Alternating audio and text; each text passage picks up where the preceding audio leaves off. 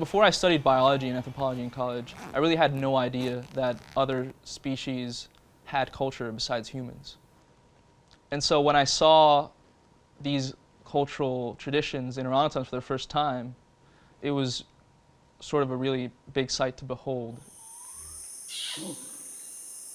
So orangutans do this vocalization called kiss squeaking. It's done by pursing their lips and making a kissing sound, like this, like. It's kind of like a real much louder vocalization. The kiss squeak is a kind of a threat sound that they make when they actually meet an unfamiliar orangutan. They also do it to people sometimes.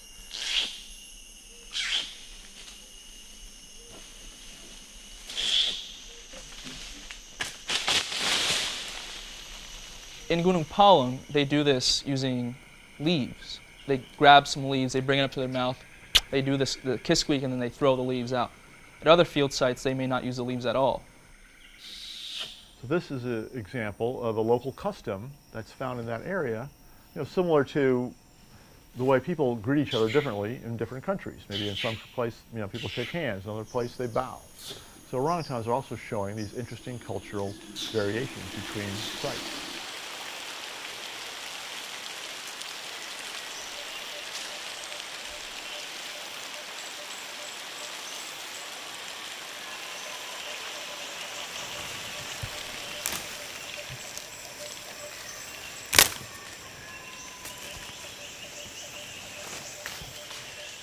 There's different ways that orangutans make umbrellas.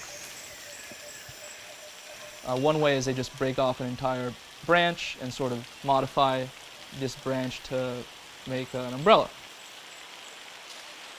Other times they pull the entire branch towards them and make a little roof over their head.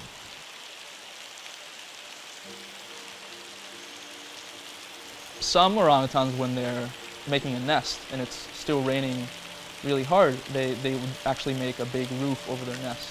They can put together a bunch of branches and leaves and sort of weave covering, and that's a really effective way for them to stay dry while they're sleeping.